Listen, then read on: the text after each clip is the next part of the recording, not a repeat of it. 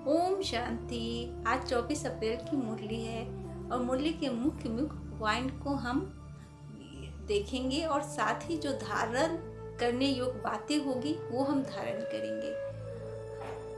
इसका मुख्य एसेंस है, सीप में है मोती जैसे, मुरली एसेंस से बिल्कुल वैसे, होली हंस बन ज्ञान रतन, चूगना है ऐसे, तब हम बन पाएंगे बिल्कुल बाबा जैसे। बाबा ने कहा, अभी तुम ऐसी दुनिया के मालिक बनते हो जहाँ कोई हद नहीं।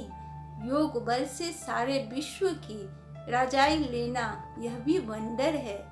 माने कितनी बड़ी बात बाबा ने कही कि अभी तुम ऐसी दुनिया के मालिक बन गए हो। जब से तुमने भगवान को अपनाया है, तुम ऐसी दुनिया के मालिक बन गए हो कि जहाँ कोई हद नहीं है। जितना ज़्यादा आप ज्ञान लेते जाओगे, जितना ज़्यादा भगवान के पास आप जाते जाओगे, जितना भगवान से मोह लगाते जाओगे, आपको ज्ञान के खजाने मिलते जाएंगे, बाबा से प्यार मिलता जाएगा और आपके अंदर का सारा व्यर्थ खत्म होता चला जाएगा।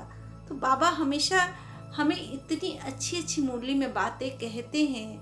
आगे कहा कि अगर योग बल से सारे विश्व की रजाई लेना यह भी वंडर है। माने योग बल से मात्र एक योग करके अपने मन और तन को योग में लगा के पूरे विश्व की रजाई आप ले सकते हो। माने पूरे विश्व पर राज कर सकते हो। कितनी सुंदर बात बाबा कहते हैं। मतलब योग बल आप अगर भगवान से लगाते हैं, अगर मन को भगवान पे एकाग्र करते हैं तो बहुत ही आपका मन संतुष्ट हो जाएगा, खुश हो जाएगा और आप पूरे विश्व को सुख दे सकते हैं, प्रकाश दे सकते हैं और सबके दिलों पर राज कर सकते हैं। बाबा ने आज क्वेश्चन पूछा, ड्रामा के किस बंधन में बाप भी बांधा हुआ है? मतलब ड्रामा का कौन सा बंधन है जिसमें बाप भी बांधा हुआ है? तो कहने का मतलब है कि ड्रामा का यह बंधन है। बाबा कहते, मुझे तुम बच्चों के सम्मुख आना ही है। मैं इस बंधन में बांधा हुआ हूँ। अब तक मैं न आऊँ तब तक मुझा हुआ सूत सुलझ नहीं सकता। बाकी मैं तुम्हारे पर कोई कृपा और आशीर्वाद करने नहीं आता हूँ। मैं कोई मरे हुए को जिंदा नहीं करता हूँ। मैं आता हूँ तुम्हें पतित से पावन बनाने। तो बाबा कहते हैं कि मैं इस ड्रामे से बंधा हुआ हूँ। एक कल्प के बाद मुझे आना ही है, क्योंकि ये दुनिया पतित बन गई है। चारों ओर इतनी ज़्यादा बेचैनी है, इतना दुख है। बाबा उस दुख को दूर करने आते हैं। बाबा कहते हैं कि आप अगर ये सोचते हो कि मैं आपको मरे हुए को जिंदा करने आता हूँ, तो ऐसी कतई कोई बात नहीं है। बाबा कहते हैं कि मैं इस बंधन से बंधा हुआ हूँ। जिस तरह से ड्रामा से आप बंधे हुए हो, मैं भी इस ड्रामा से बंधा हुआ हूँ। जब तक मैं नहीं आऊँगा तब तक मुझा हुआ सूत सुलझ नहीं सकता। हम लोग जिस तरह से उलझे हुए हैं, विकारों के वशीभूत हो गए हैं, हमारा मन कितना बेचैन रहता है, हम कितने कष्ट में हैं। बाबा कहते हैं कि जब तक मैं नहीं आऊँगा आप सुलझ नहीं सकते हैं। आपके मन के जो विकार है, आपके मन की जो गंदगी है, वो कभी सुलझ नहीं सकती है। बाबा हमें बहुत अच्छी तरीके से समझाते हैं और बहुत ही अच्छा हमें ज्ञान देते हैं। कहते हैं कि मैं तुम्हें पतित से पावन बनाने आया हूँ। हम पतित ही तो हो गए हैं। दिन रात गंदगी, माने कितनी गंदगी हमारे अंदर फैल गई है। उसी की जो हमें आज जो विकृति समाज में फैल गई है, जो वातावरण में जो अभी जो बीमारी फैली हुई है, सब हमारी गंदगी का, हमारे अंदर जो पाप है उसी का हमें परिणाम मिला है। तो बाबा कहते हैं कि मैं पतित से पावन बनाने आपको आया हूँ। आपको पतित से पावन बनना है। आज का जो गीत है, तुम्हें पाके हमने, ओम शांति। बहुत गाना आगे नहीं लिखा हुआ है, लेकिन तुम्हें पाकर हमें कितनी खुशी मिलती है। बाबा आप जब हमें मिल जाते हो तो हमें दुनिया बहुत ही सुंदर लगने लगती है। हमेशा खुशी रहती है, मन में शांति रहती है। इतना मन खुश रहता है बाबा कि आपको मैं क्या बताऊं। आज जो धारणा के लिए जो बाबा ने बात कही है, बाप से सीधा और सच्चा होकर चलना है। कल्याणकारी बाप के बच्चे हैं, इसलिए सबका कल्याण करना है, सपूत बनना है। बाबा कहते हैं कि अपने अंदर के सारे मैल को खत्म कर दो। आप कल्याणकारी बाप के बच्चे हो, भगवान के बच्चे हो। आप सोच के तो देखो कि आप भगवान के बच्चे हो, मतलब कितना नशा चढ़ जाता है कि हम भगवान के बच्चे हैं। भगवान ने हमें सेलेक्ट किया है, ईश्वर ने हमें सेलेक्ट किया है, तो हमें सीधा होना है, सरल होना है, बिल्कुल कृष्ण के जैसा। जैसे कृष्ण भगवान छोटे से थे ना, कितने बच्चे उनका बाल रूप का जब आप देखते हो, कितने सीधे, कितने सरल। तो भगवान हमेशा कहते हैं आपको सीधा और सरल होना है, ब्रह्मा बाबा के जैसे। ब्रह्मा बाबा अपने आप को इतना हमेशा कृष्ण से तुलना करते थे और कहते थे कि मैं कृष्ण जैसा बन रहा हूँ क्या।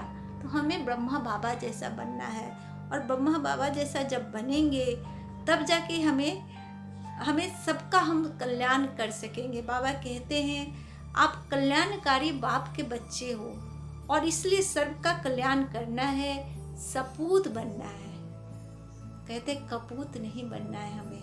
कहते हैं अगर लौकिक जगत में भी अगर कोई बच्चा अच्छा नहीं निकलता है तो लोग कहते हैं अरे बहुत कपूत है, अरे उन्होंने अपने बाप का नाम डुबा दिया। तो क्या हम अपने बाप का नाम डुबाएंगे? कभी नहीं बाबा, कभी नहीं डुबा सकते। हम आपके सपूत बच्चे हैं, बहुत प्यार करते हैं आपसे, आपकी धारणाओं पे हम चलेंगे। तो आगे जो बाबा ने कहा, कर्म करते भी कम से कम 8 घंटा याद में जरूर रहना है। याद ही मुख्य है, इससे ही विकर्मों का बोझ उतरना है। तो बाबा कहते हैं कर्म करते हुए भी याद रखो। हम काम अगर हाथों से करते रहें और मन ही मन बाबा को साथ रखें तो कितना अच्छा लगेगा। वह काम बहुत जल्दी हो जाता है।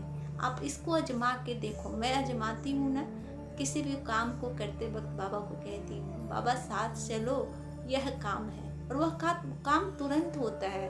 और सबसे बड़ी बात है, जो बात समझ में नहीं आती तुरंत समझ में आती है। बाबा ये भी कहते हैं तुम कर्म करो 24 घंटे में, बस 8 घंटा बाबा कहते हैं मुझे याद करो। माने बाबा अपने बच्चों को तो दिन रात याद करते हैं, दिन रात उनको सुख पहुंचाते हैं, लेकिन उनको कहते हैं कि तुम 8 घंटा भी याद कर लो तो मेरे लिए बहुत है कि मेरे बच्चे मुझे याद कर रहे हैं।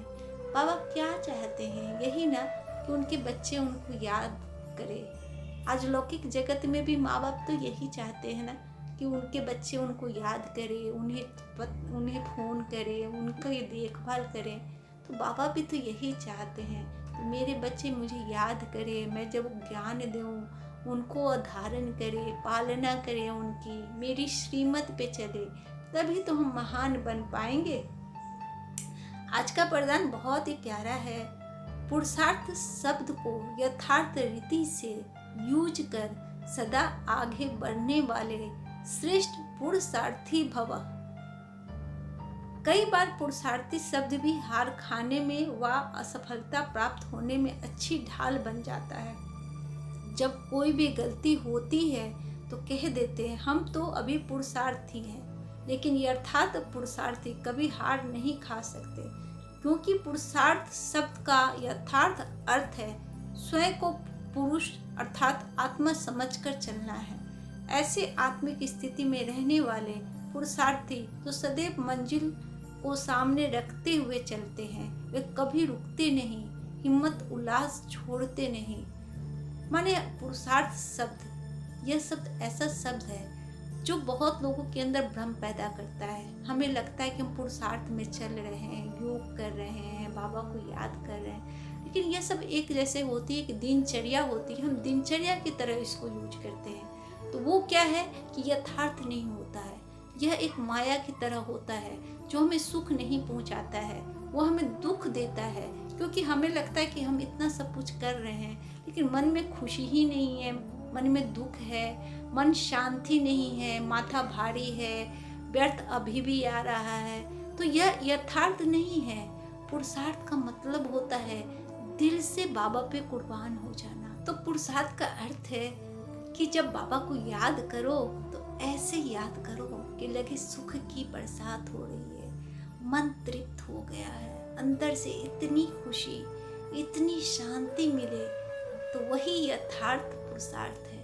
पुरुषार्थ हम करते हैं, कभी कभी मेरे साथ भी ऐसा होता है कि मैं भी दिन भर बाबा को याद करती रहती हूँ, लेकिन तभी भी मन भारी रहता है। तो मतलब कहता है कि हम बॉडी कॉन्शियस में होते हैं, बॉडी कॉन्शियस में रहते हुए हम पुरुषार्थ करते हैं तो मन भारी हो जाता है।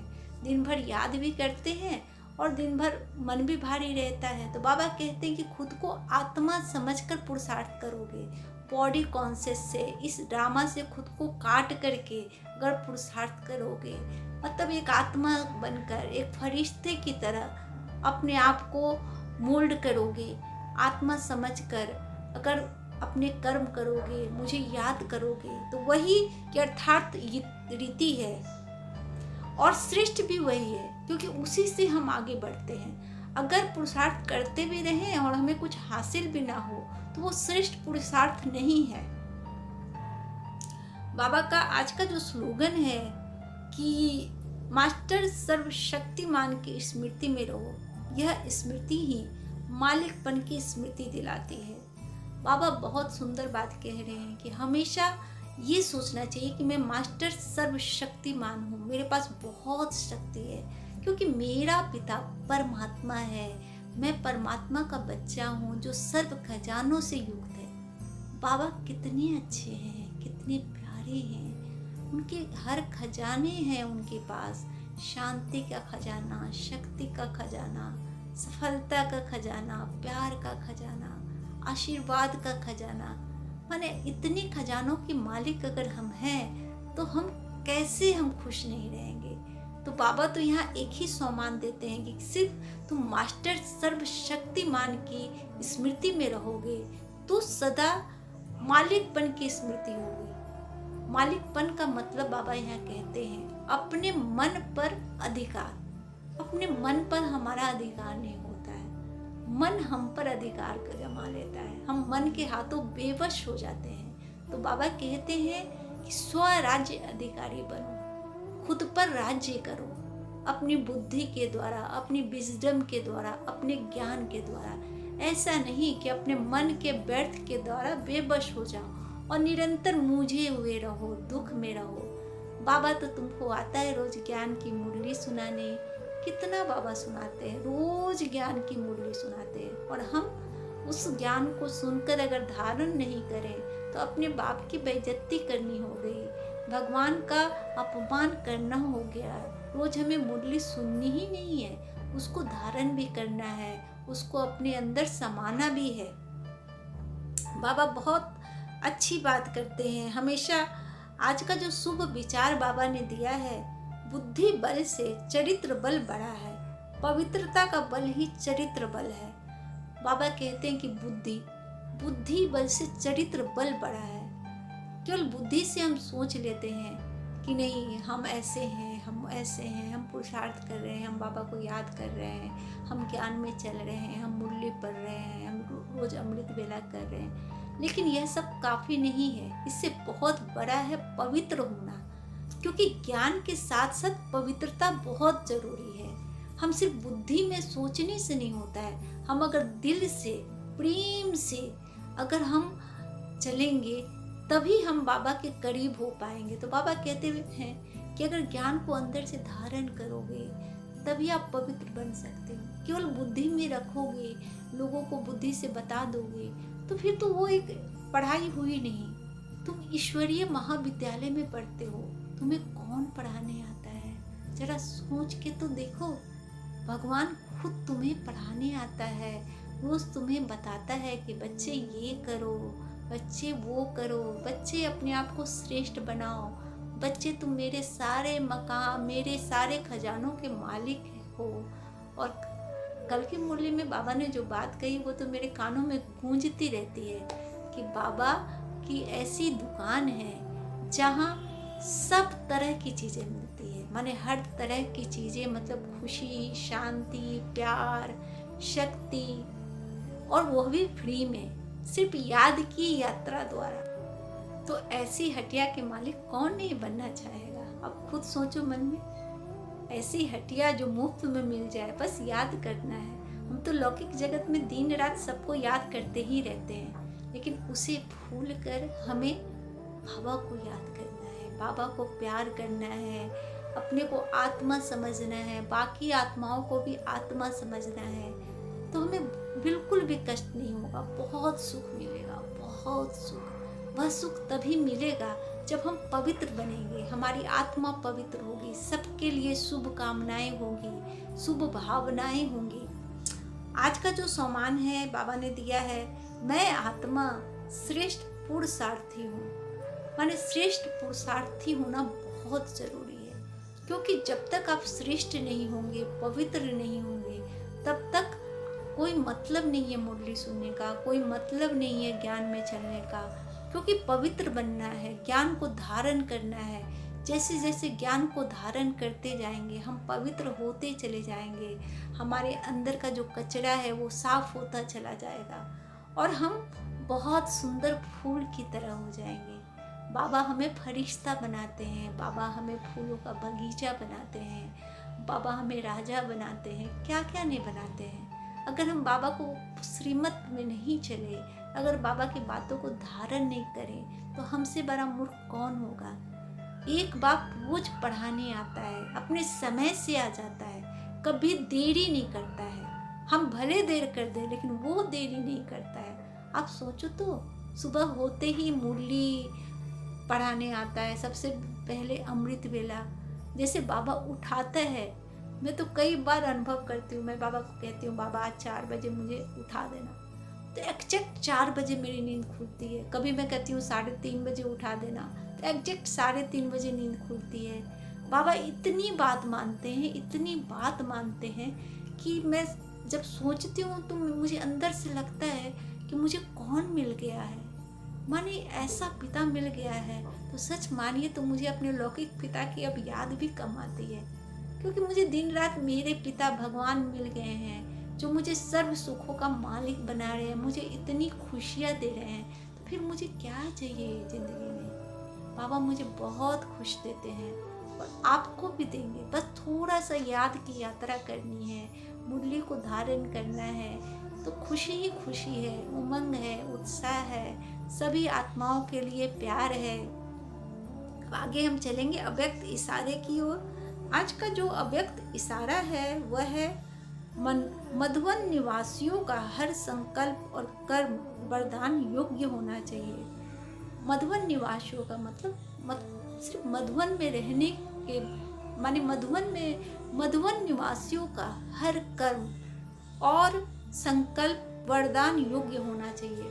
मधुवन का मतलब ये नहीं कि वही मधुबन जहाँ पर माने इनकी मेन संस्था है। मधुबन का मतलब है कि एकदम हमें मधुबन की तरह रहना है, अपने मन को मधु बना के रखना है, अमृत बना के रखना है, उस वन में रहना है, उस बगीचे में रहना है, खूबसूरत फूल बनकर रहना है। तो उनका हर संकल्प और कर्म वरदान योग होना चाहिए। अगर हम ऐसे हो जाएंगे तो हमारा हर संकल्प और हमारा हर काम श्रेष्ठ होगा, लोगों को वरदान देगा। ऐसे भी बाबा कहते हैं, याद में रखो कि तुम देवता थे और वापस देवता बन रहे हो। तो हम देवता बनने की ओर हैं, हम देवता बनने की ओर जा रहे हैं। तो अगर हम देवता बन रहे हैं तो हमें तो हाथ ऐसे ही रखना पड़ेगा ना, क्योंकि वरदान देना है, लेना नहीं है किसी से। बाबा हमेशा कहते हैं किसी से कुछ लेना नहीं, देना है, बस देना है। देते रहो, देते रहो। लेनी है तो दुआ लो। जितना हम देते जाएंगे हमें दुआएं मिलती जाएगी और बाबा भी और बाहर से भी माने एकदम इतनी खुशी मिलेगी, इतनी शांति मिलेगी जिसका कोई हिसाब नहीं है। बाबा कहते हैं क्योंकि मधुबन है वरदान भूमि, आखिर वह भी दिन आएगा जब सबके मुख से यह शब्द निकलेगा कि मधुबन निवासी हर संकल्प और कर्म में वरदानी है। आज बाबा को मधुबन की बहुत याद आ रही है और बाबा मधुबन की बातें कर रहे हैं कि मधुबन निवासी हर संकल्प और कर्म में वरदानी है। लेकिन तो मैं कहूँगी कि वह दुनिया के किसी भी कोने में बाबा का बच्चा हो, वो मधुबन निवासी है, क्योंकि उनका मन हमेशा बाबा में लगा रहता है। हम मधुबन जाएं या न जाएं, लेकिन हमारा मन मधुबन है, हमारा दिल मधुबन है। हम बाबा के बच्चे हैं, हमारा मन वरदानी है। दिन रात हम वरदान देते रहते हैं, दिन रात शुभ संकल्पों के द्वारा सबको दुआ देते रहते हैं। तो यह बहुत बड़ी बात बाबा ने हमें सिखाई है। हमारा मन बदल दिया है, हमारे अंदर का व्यर्थ खत्म कर दिया है।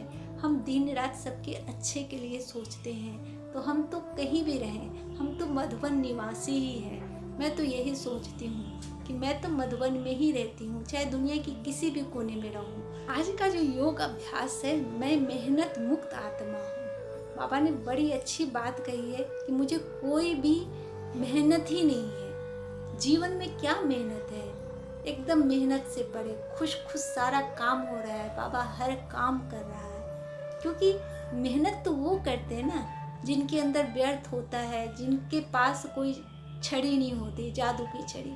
हमारे पास तो बाबा रूपी जादू की छड़ी है। हमें क्या मेहनत करनी है, हर काम बाबा खुद ही कर देते हैं। मन में आया कि बाबा ये काम है और बाबा कहा कि लो बच्चे हो गया। बाबा तो ये कहते हैं कि हमेशा सोचो मेरा हर काम हुआ पड़ा है, और हमारा सच्ची में हर काम हुआ पड़ा है। कभी लगता ही नहीं कि कोई काम बचा हुआ भी है। तो बाबा हर काम हुआ पड़ा है, यही सोच करके अपने मन को बाबा में लगाना है। तो आज का योग अभ्यास करेंगे। मैं आत्मा सूक्ष्म वतन में बाप दादा की गोद में हूँ। बाबा के स्नेह और प्रेम के झूले में झूल रही हूँ। मैं आत्मा परमात्मा मोहब्बत के गीत गाते हुए एक एक पल को सफल कर रही हूँ और पद्मों की कमाई जमा कर रही हूँ। यह योग अभ्यास बहुत अच्छा है, और है कि आप नोट कर लीजिए, इसे अपने माइंड में नोट कर लीजिए अगर आपकी याददाश्त अच्छी है तो। नहीं तो आप अपने किसी भी नोटबुक में नोट कर लीजिए, और नोट करके बार बार इसे दोहराइए। मैं एक बार और पढ़ती हूँ ताकि आप नोट कर सके। मैं आत्मा सूक्ष्म वतन में बाप दादा की गोद में हूँ। पापा के स्नेह और प्रेम के झूले में झूल रही हूँ। मैं आत्मा परमात्मा मोहब्बत के गीत गाते हुए एक एक पल को सफल कर रही हूँ और पद्मों की कमाई जमा कर रही हूँ। माने बड़ी अच्छी बात बाबा ने कही है। हमें ध्यान देना है, हमें बाबा के कदमों पे चलना है, बाबा के श्रीमत पे चलना है। अगर अपना जीवन सफल बनाना है, आज का चिंतन है, हमें चिंतन करना ही है, क्योंकि मुरली का मेन पॉइंट होता है कि चिंतन करना। अगर हम चिंतन नहीं करेंगे तो मुरली हमारे अंदर नहीं जाएगी, हमारा दिमाग वैसे के वैसे खाली रह जाएगा। क्योंकि मुरली की जितना ज़्यादा हम चिंतन करते हैं उतना ज़्यादा ज्ञान हमारे अंदर जाता है। तो दिन भर मुरली के पॉइंट को चिंतन करना है। तो पहला जो चिंतन है, मेहनत मुक्त बनने के लिए स्वयं को देही समझना है। बाबा कहते हैं, क्या तुम देही समझते हो? मेहनत मुक्त होना है तो देही अभिमानी बनना है, क्योंकि शरीर के भान में रहोगे तो मेहनत लगेगी। आत्मा समझोगे तो ड्रामा के एक्टर बन के सारे काम करते रहोगे, जरा भी मेहनत लगनी ही नहीं है। देह के भान में आने से अभिमान का जन्म होता है। बाबा कहते हैं कि देह के भान में आने से अभिमान का जन्म होता है, और अभिमान के साथ मान अपमान बहुत सारी चीज़ें जुड़ जाती हैं जो हमें कष्ट देती है। तो हमेशा देही अभिमानी बनकर रहना है। बाबा कहते हैं कि चेक करो और ठीक करो। चेकिंग होगी तभी हम ठीक कर सकते हैं। बाबा कहते हैं, क्या मैं माया से युद्ध कर रही हूँ? बाबा कहते हैं, चेक करो, क्या मैं माया से युद्ध कर रही हूँ या कर रहा हूँ? तो हम लोग तो दिन रात माया से युद्ध ही करते रहते हैं। मैंने अभी तो उतने बड़े पुरुषार्थी बने नहीं हैं, कोशिश जारी है बाबा पुरुषार्थी बनने की, माया से युद्ध नहीं करने की पूरी कोशिश जारी है बाबा। पूरी मेहनत कर रहे हैं हम कि आपके श्रीमत पे चलें, बाप समान बन जाए, ब्रह्मा बाबा जैसे बन जाए, पूरी दुनिया को शाकाश दे, विश्व निर्माण में आपका सहयोग करे। तो थोड़ी बहुत मेहनत तो अभी लग रही है बाबा, लेकिन बहुत जल्दी उस मेहनत से हम मुक्ति पा लेंगे, क्योंकि थोड़ी मेहनत है कर लेते हैं लेकिन ज़्यादातर अभी तो बहुत मज़ा आता है फरिश्ता बनकर उड़ने में। बाबा कहते हैं ज्ञान मार्ग में चलने के लिए मुझे मेहनत लगती है। माने ज्ञान मार्ग में चलने में भी मेहनत लगती है क्या? नहीं लगती बाबा, बिल्कुल नहीं लगती। क्योंकि ज्ञान मार्ग तो मज़ा आता है, और जब हम योग करने बैठते हैं तब तो बहुत ही मज़ा आता है। मुरली सुनने में मज़ा आता है और योग करने में मज़ा आता है, आपको याद करने में मज़ा आता है। कभी कभी थोड़ी थोड़ी देर की स्मृति हो जाती है, उस वक्त दुख होने लगता है। तो हमेशा खुश रहना है और देव अभिमान से परे रहना है। कि क्या चेक करें कि आपकी बुद्धि क्या बाबा से जुड़ी हुई है। बुद्धि में सिर्फ बाबा रहना है, सिर्फ बाबा और बाबा, दूसरा न कोई। समझ रहे हैं ना कि मन सिर्फ बाबा पे लगाना है। तो आज की मुरली का जो एसेंस है, महामंथन है, उसको मत करके मुरली का हमने निकाला है। आप इस पर मंथन करें, मेन पॉइंट को धारण करें, बाबा की श्रीमत पे चले और हमेशा बाबा के बगीचे का फूल बनने की कोशिश करें, खुशबूदार फूल बने और मेहनत से बचें। क्योंकि योग अगर करेंगे, अच्छे पुरुषार्थी बन जाएंगे तो मेहनत नहीं लगेगी, ज्ञान बहुत सहज लगेगा, बाबा की याद बहुत सहज लगेगी। तो फिर ओम शांति। फिर मिलते हैं कल की मुरली के साथ, नए एसेंस के साथ।